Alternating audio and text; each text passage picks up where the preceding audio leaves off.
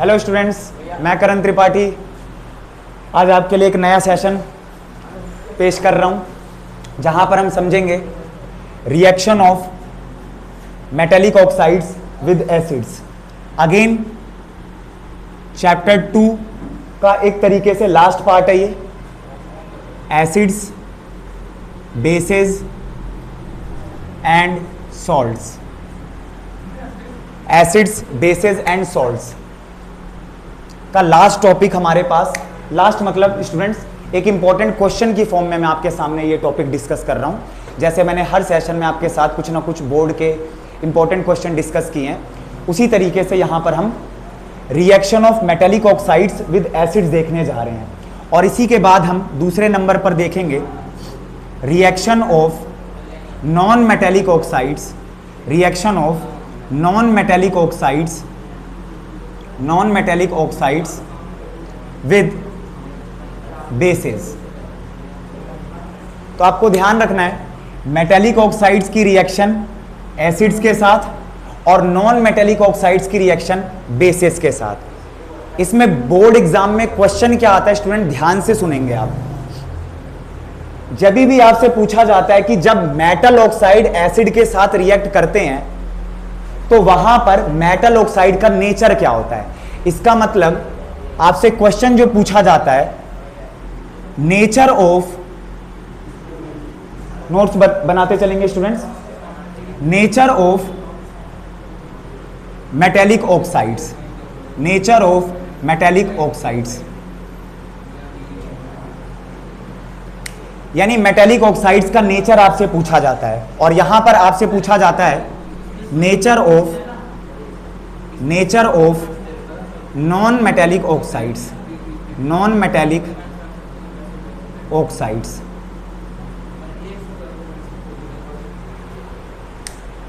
तो पहले पार्ट में आपको समझना है, अगेन वही रिएक्शन से ही समझेंगे सारी चीजों को। रिएक्शन का अगर कोर कॉन्सेप्ट आपका क्लियर है तो जो भी थीसिस आपको लिखना है, जो भी थियोरेटिकल पार्ट आपको प्रेजेंट करना है, अगर आपको रिएक्शन का कोर कॉन्सेप्ट क्लियर तो उससे आप अपनी स्टेटमेंट बना ले जाओगे। स्टेटमेंट रटोगे, रिएक्शन रटोगे, एग्जाम में भूलोगे। तो आपको ध्यान रखना है जब भी आपसे पूछा जाए मेटल ऑक्साइड एसिड के साथ जब रिएक्ट करते हैं तो प्रोडक्ट में क्या फॉर्म होता है, और उसी से हम पता कर पाएंगे कि मेटल ऑक्साइड का नेचर क्या है। अगर आपको प्रोडक्ट नहीं पता, यानी अगर आपको ये रिएक्शन आपसे डायरेक्ट पूछा जाए कि मेटल ऑक्साइड का नेचर क्या है, तो आपको ध्यान रखना है मेटल ऑक्साइड का नेचर निकालने के लिए हमें यह पता होना चाहिए कि मेटल ऑक्साइड एसिड के साथ कैसे रिएक्ट करता है। मेटल ऑक्साइड का नेचर पता करने के लिए हमें यह पता होना चाहिए कि मेटल ऑक्साइड एसिड के साथ रिएक्ट करके केमिकली कंबाइन करके प्रोडक्ट क्या फॉर्म करता है। यह पता होगा तो नेचर आराम से हम पता कर पाएंगे। देखिए नेचर ऑफ मेटेलिक ऑक्साइड्स में आपको ध्यान रखना है मेटल ऑक्साइड की जो रिएक्शन है एसिड के साथ, जैसे मैंने मान लो लिया मेटल ऑक्साइड, उसके साथ मैंने एसिड लिया, और ये आपके पास जो फॉर्म होकर प्रोडक्ट आएगा वो सॉल्ट प्लस में water. Salt plus water. Students reaction आपके सामने है। मेटल ऑक्साइड जब एसिड के साथ रिएक्ट करता है तो आपके पास प्रोडक्ट में क्या फॉर्म होता है, सॉल्ट एंड वाटर मॉलिक्यूल। तो आपको ध्यान रखना है कि जब भी हम बात कर रहे हैं एसिड के साथ मेटल ऑक्साइड की रिएक्शन की, तो आपके पास जो फॉर्म होगा वो सॉल्ट और वाटर मॉलिक्यूल। इसका मतलब सॉल्ट बनाने का एक और तरीका है ये। इतने सारे सेशन में हमने सॉल्ट बनाया, इतने सारे सेशन में हमने सॉल्ट बनाया, तो आपको ध्यान रखना है कि सॉल्ट इस तरीके से भी बन सकता है। यानी जैसे सोडियम ऑक्साइड है, सोडियम ऑक्साइड जब HCl के साथ रिएक्ट करेगा तो भी NaCl बनेगा। मान लो आपके पास मैग्नीशियम ऑक्साइड है, मैग्नीशियम ऑक्साइड जब आपका सल्फ्यूरिक एसिड के साथ रिएक्ट करेगा तो मैग्नीशियम सल्फेट बनेगा। तो आपको ध्यान रखना है कि जब भी आपके मेटल ऑक्साइड एसिड के साथ रिएक्ट करते हैं तो आपके पास प्रोडक्ट में सॉल्ट और वाटर मॉलिक्यूल आता है। तो इससे आपको जो बात पता लगानी है वो क्या है, प्रोडक्ट तो आपका बन गया, और स्टूडेंट्स हम जानते हैं जो प्रोडक्ट बना है सॉल्ट प्लस वाटर मॉलिक्यूल, ये न्यूट्रलाइजेशन रिएक्शन का प्रोडक्ट है। अगेन देखिए, पहला सेशन जो न्यूट्रलाइजेशन रिएक्शन का था वो आपके हर सेशन में कैरी फॉरवर्ड हो रहा है। न्यूट्रलाइजेशन रिएक्शन में हमने एसिड प्लस बेस की मदद से सॉल्ट प्लस वाटर बनाया था। यहां पर एसिड के साथ मेटल ऑक्साइड है, तो अगर मैं मेटल ऑक्साइड को छिपा दूं, तो एसिड के साथ मैं ऐसा क्या रिएक्टेंट रखूंगा कि जिससे कि मुझे सॉल्ट प्लस वाटर मिले। एसिड के साथ मैं ऐसा क्या रिएक्टेंट लूंगा कि एसिड उससे रिएक्ट करके सॉल्ट प्लस वाटर बनाए। आप सभी कहेंगे सर एसिड के साथ आप बेस लेंगे तो आपके पास सॉल्ट प्लस वाटर आएगा। तो स्टूडेंट्स अब मेरे को बता दीजिए कि मेटल ऑक्साइड का नेचर क्या है। बोलिए, क्या आपने रटा? Metal oxides are basic in nature? बिल्कुल भी नहीं। आपको यह पता है कि जब मेटल ऑक्साइड एसिड से रिएक्ट करते हैं तो salt plus water molecule form होता है, और यह भी हमें पता है कि सॉल्ट प्लस वाटर मॉलिक्यूल कैसे फॉर्म होता है। आप जैसे यहां पर सोडियम ऑक्साइड लीजिए, इसको आपने सल्फ्यूरिक एसिड से रिएक्ट कराया तो आपके पास सॉल्ट क्या आया? सोडियम सल्फेट प्लस में H2O। अब तो रिपीट करने की जरूरत नहीं होगी स्टूडेंट्स, ये हमने समझा हुआ है। सोडियम ऑक्साइड को सोडियम आयन और ऑक्सीजन आयन में लेकर आएंगे, सल्फ्यूरिक एसिड को हाइड्रोजन आयन और सल्फेट आयन में लेकर आएंगे, सोडियम आयन और sulphate ion, sodium sulphate, water molecule. Clear है? तो अब मुझे बता दीजिए कि ये रिएक्शन किसकी तरह बिहेव कर रही है? न्यूट्रलाइजेशन रिएक्शन की तरह। मेटल ऑक्साइड जब एसिड के साथ रिएक्ट करेगा तो आपके पास प्रोडक्ट में क्या चीज फॉर्म हो रही है? Salt plus water. और सॉल्ट प्लस वाटर कैसे फॉर्म होता है? अगर रिएक्टेंट में आपके पास एक एसिड है तो एसिड को क्या चाहिए सॉल्ट प्लस वाटर बनाने के लिए? बेस। तो इसका मतलब है कि मेटल ऑक्साइड का नेचर क्या हुआ? बेसिक। आई होप आपको क्लियर हुआ होगा। फिर भी अगर कोई डाउट आता है तो आप कमेंट सेक्शन में मुझे बताएंगे। इसके बाद नॉन मेटेलिक ऑक्साइड्स की रिएक्शन हम बेसिस से देख रहे हैं। तो आप सिंपल से समझ पा रहे हैं कि नॉन मेटेलिक ऑक्साइड का जो नेचर होगा वो एसिडिक होगा। क्या होगा? एसिडिक होगा। नॉन मेटेलिक ऑक्साइड का जो नेचर होगा वो क्या होगा? एसिडिक होगा। कैसे होगा नॉन मेटेलिक ऑक्साइड का नेचर एसिडिक? देखिए,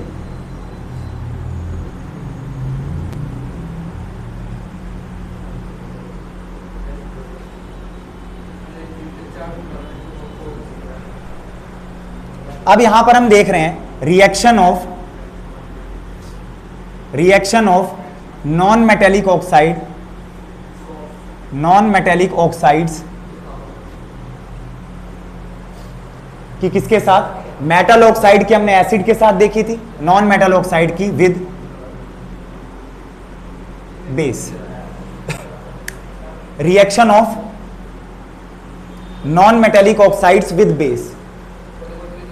तो हमने यहां पर अभी जो पढ़ा कि जब मेटल ऑक्साइड किसके साथ रिएक्ट करता है? एसिड के साथ, तो आपके पास सॉल्ट प्लस H2O आता है। तो यहां पर हमें पता चला कि मेटल ऑक्साइड का नेचर बेसिक है। तो ऐसे ही जब नॉन मेटल ऑक्साइड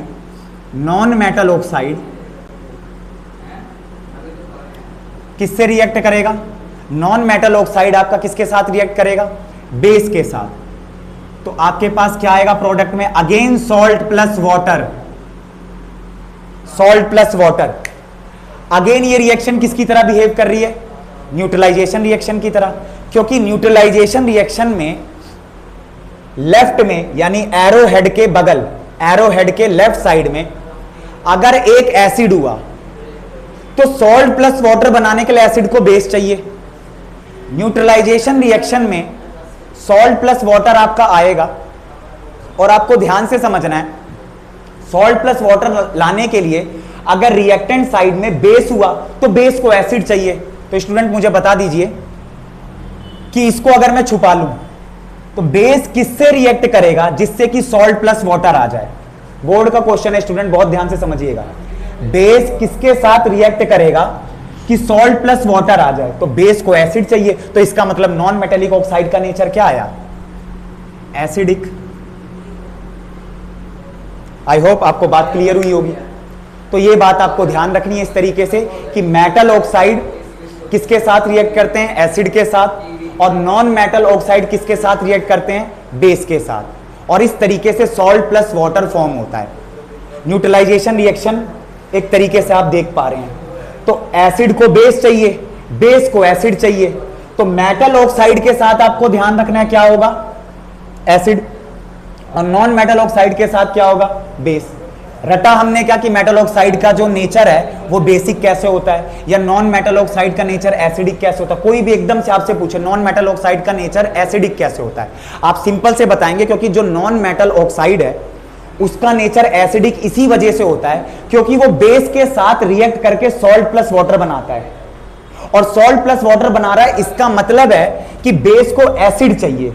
तो नॉन मेटेलिक ऑक्साइड का नेचर क्या निकल के आया? एसिडिक। Hence proved. ये हमने पूरी तरीके से प्रूव कर लिया। तो ये बोर्ड में आपको अपकमिंग एग्जाम में भी देखने को फिर से मिल सकता है ये क्वेश्चन। कितना भी घुमा के पूछा जाए, अगर आपका कॉन्सेप्चुअल क्लैरिटी जितना बेहतर होगा उतना आप अच्छे से कर पाएंगे। अगर आपने रटा है कि मेटल ऑक्साइड का नेचर जो है वो बेसिक होता है, बेसिक कैसे होता है, बार बार मैं वही आपको बात बता रहा हूं कि आपको ध्यान रखना है वो बेसिक कैसे होता है। नॉन मेटल ऑक्साइड का नेचर एसिडिक कैसे होता है, वो एसिडिक कैसे होता है, वो एसिडिक कैसे होता है, ये बेसिक कैसे होता है? कंप्लीट रिएक्शन, न्यूट्रलाइजेशन रिएक्शन की तरह बिहेव कर रहा है। तो न्यूट्रलाइजेशन रिएक्शन की तरह बिहेव कर रहा है मतलब एसिड को बेस चाहिए, मतलब मेटल ऑक्साइड का नेचर बेसिक।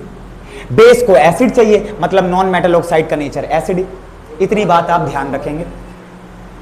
उसके बाद एक इंपॉर्टेंट पार्ट मैं आपके साथ शेयर कर रहा हूं। जैसे हर एसिड के अंदर हाइड्रोजन आयन कॉमन होता है, और अगर वो हाइड्रोजन आयन वाटर के साथ रिएक्ट करेगा तो आपसे ये बोर्ड एग्जाम में क्वेश्चन पूछा गया है, प्रोडक्ट में क्या देखने को मिलेगा। एक कॉम्प्लेक्स आयन आपका एग्जाम में पूछा गया है, एक कॉम्प्लेक्स आयन आपका एग्जाम में पूछा गया है, हाइड्रोनियम आयन। वो कॉम्प्लेक्स आयन क्या है? Hydronium ion. एमसीक्यू में भी स्टूडेंट ये आया हुआ क्वेश्चन है आपका। तो आप ध्यान रखेंगे जो H3O पॉजिटिव है, जो H3O पॉजिटिव है उसको आपको ध्यान रखना है। और ये कैसे बनता है? जब भी वाटर मॉलिक्यूल के साथ हाइड्रोजन आयन रिएक्ट करते हैं, ये हाइड्रोजन आयन किसी भी एसिड के हो सकते हैं, ये हाइड्रोजन आयन किसी भी एसिड के हो सकते हैं। एसिड जब डिसोसिएट करेगा तो हाइड्रोजन आयन रिलीज करेगा। तो मान लो मैंने ये H2SO4 का डिसोसिएट हुआ हाइड्रोजन आयन ले लिया, H2SO4 का डिसोसिएट हुआ हाइड्रोजन आयन लिया मैंने और उसको वाटर से रिएक्ट करा दिया, तब जाके कॉम्प्लेक्स आयन बनेगा। और ये एग्जाम में स्टूडेंट आपसे पूछा गया है हाइड्रोनियम आयन। तो हम रट लेते हैं H3O पॉजिटिव। आपको ध्यान रखना है बनता कैसे है ये। तो बनता कैसे? एसिड प्लस में वाटर, एसिड प्लस में, एसिड क्यों बोल रहा हूं इसको स्टूडेंट? एसिड से का हाइड्रोजन आयन लेना है आपको। इसको आप ऐसे भी समझ सकते हैं कि मैंने जैसे मान लो HCl लिया और HCl को H2O से रिएक्ट करा दिया तो आपके पास क्या बनेगा? तो आपको ध्यान रखना है ये HCl हाइड्रोजन आयन और क्लोरीन आयन में रिलीज कर जाएगा और ये हाइड्रोजन आयन और H2O मिलके H3O पॉजिटिव बनाएगा और आपके पास प्लस में Cl माइनस आयन रिलीज हो जाएंगे। ये आपके पास हाइड्रोनियम आयन। तो अगर आपसे पूछा जाए when hydrogen ion reacts with water molecule then what would be the product formed which is are a complex ion, तो आपको ध्यान रखना है hydronium ion. I hope session पसंद आया होगा आपको। तो अच्छे से समझते रहिए, कंटेंट पसंद आ रहा है आपको तो आप,